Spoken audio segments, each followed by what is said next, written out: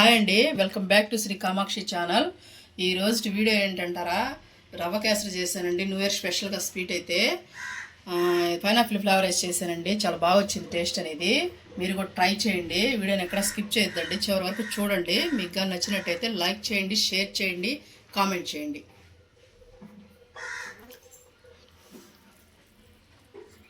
చూడండి ఎలా ఉందో రవ్వ కేసరి అనేది, ఎంత బాగుందో, పర్ఫెక్ట్గా వచ్చింది.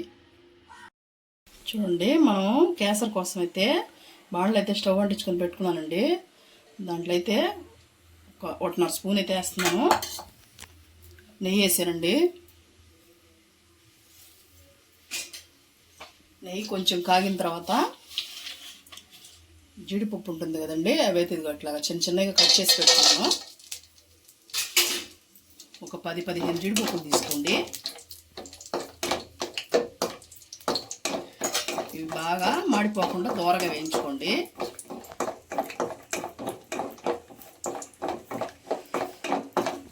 నూరుకి ఏం స్వీట్ చేద్దామా అని ఆలోచించానండి. కేసరి బాగుంటుంది కదా అని చెప్పేసి కేసరి అయితే చేస్తున్నాను.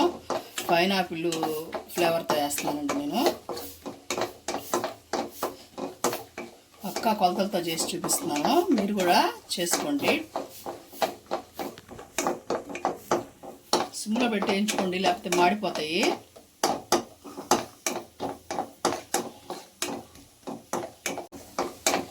సిమ్లోనే పెట్టి వేయించుకోండి, ఇట్లా దోరగా వస్తే సరిపోతాయి, లేకపోతే మళ్ళీ మాడిపోతాయండి. తీసేసుకున్నాము అన్నీ ఒక బౌల్లోకి తీసేసుకొని పక్కన పెట్టేసుకొని ఇప్పుడు దీంట్లోనే ఒక్కొక్క స్పూన్ వేద్దామండి నెయ్యి వేసేసి. ఇదిగోండి, బొంబాయి రవ్వ అంటారు కదా, దాన్ని ఒక బౌల్ తీసుకున్నానండి నేను. ఎంత ఉంటుందంటారేమో, ఈ బౌల్ నిండా 250 గ్రామ్స్ అండి. చెప్పాను కదా నేను మొన్న కూడా ఒకసారి.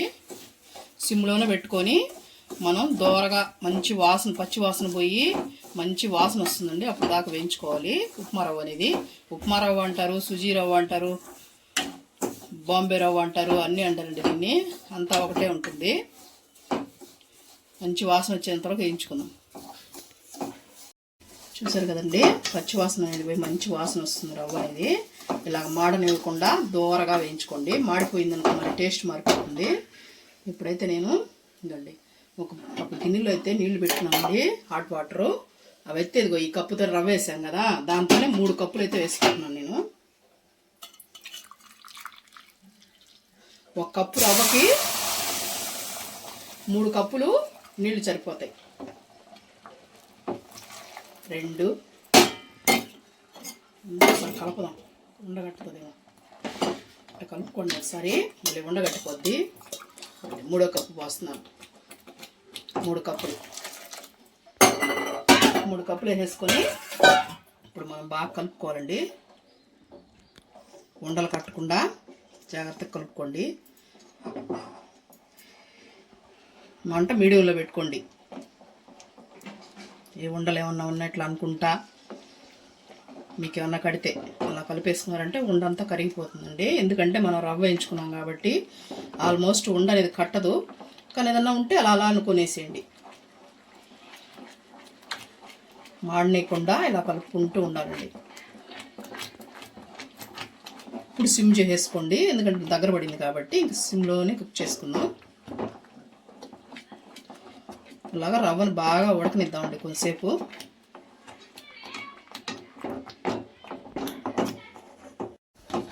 చూడండి, ఇలా బాగా గట్టి పడుతుంది కదా. మనం వాటర్ అనేది ముందు పెట్టేసుకున్నామంటే ఈజీగా అయిపోద్దండి. వేసేసుకొని నేను అన్ని కొలతలు చెప్తున్నానండి, బాగా చూడండి మీరు. చక్కెర కూడా ఇదిగో బౌల్ తీసుకున్నానండి. రవ్వ బౌల్ తీసుకున్నాను, చక్కెర బౌల్ సేమ్ తీసుకున్నాను. వాటర్ వచ్చి 3 బౌల్ తీసుకున్నాను. మీరు ఇంకా కానీ తీపు, ఇదైతే కమ్మగా సరిపోతుందండి. ఇదైతే వేసేసుకుంటున్నాను నేను. మీరు ఇంకా కానీ తినాలనుకున్న వాళ్ళు అయితే ఇంకొంచెం ఎక్స్ట్రా వేయించుకోండి, మీ తీపుని తినేదాన్ని బట్టి. ఇదంతా ఇంక సిమ్లోనే పెట్టుకోండి, సిమ్లోనే పెట్టుకొని చేయండి. చక్కెర కరిగే కొద్దీ లూజ్ వస్తుందండి, మళ్ళీ గట్టిపడిపోతుంది.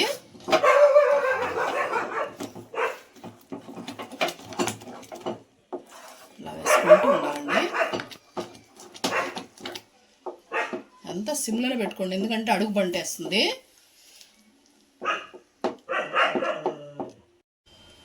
చూడండి ఇప్పుడు కొంచెం దగ్గర పడుతుంది కదా.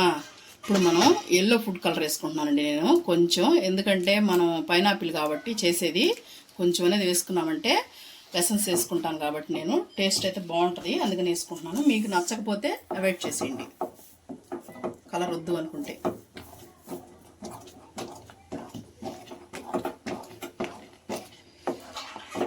ఇప్పుడు కొద్దిగా నెయ్యి కూడా వేసుకున్నామండి. కేసరికి మనం ఎంత నెయ్యి వేస్తామో అంత బాగుంటుంది. ఒక స్పూన్ వేసాను, మళ్ళీ వేసుకుందాం కావాలంటే.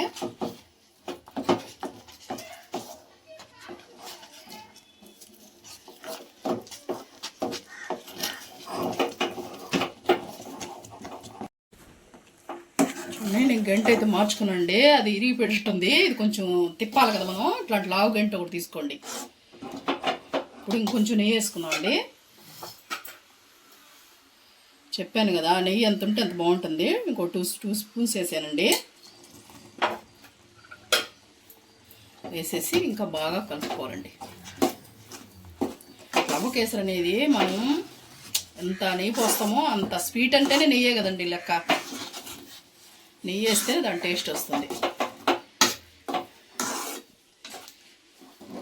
నాకు ఇంకా పైనాపిల్ దొరకలేదండి, లేకపోతే దాని ముక్కలు కూడా మనం కొంచెం సన్నగా కట్ చేసేసి వేసుకుంటే ఇంకా బాగుంటుంది.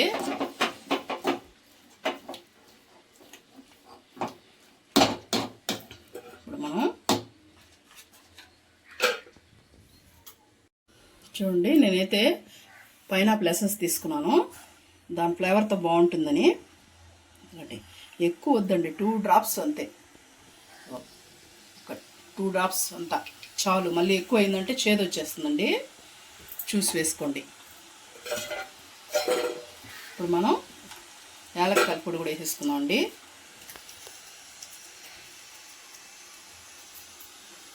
జీడిపప్పు కూడా వేసేసుకుని అన్నీ ఇంకోసారి బాగా కలుపుకుందాం అండి. మనం వేసినవన్నీ బాగా కలిసేంత వరకు. ఎసెన్స్ వేయగానే మంచి వాసన వస్తుందండి, పైనాపిల్ వాసన. దీని అనేది బాగా కలుపుకోండి.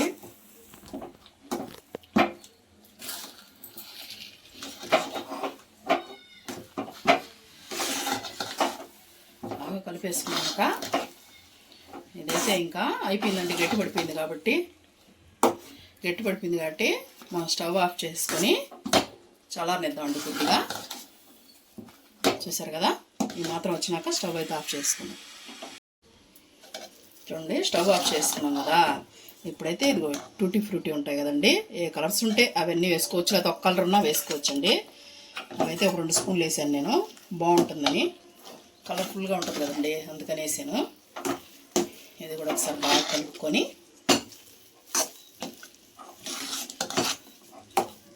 చూడండి, ఇట్లా బాణట్ల నుంచి వదిలేయాలండి రవ్వ అనేది, అప్పుడు మనకు రెడీ అయినట్టు లెక్క. ఇప్పుడైతే మనం దీన్ని సర్వ్ చేసుకున్నాము. మనం చూడండి ఇలా పెట్టుకొని అనేది బాగుంటుందండి. చూసారు కదా ఎంత బాగా వచ్చిందో హల్వా. పర్ఫెక్ట్ కొలతలు చెప్పానండి, కొలతల ప్రకారం చేసుకోండి, మీకు కూడా బాగా వస్తుంది.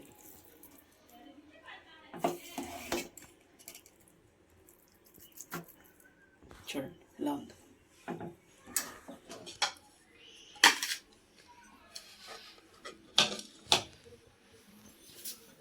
ఫైనల్గా అయితే మళ్ళీ జీడిపప్పు టూటీ ఫ్రూటీతో గార్నిష్ చేసుకుంటున్నానండి నేను.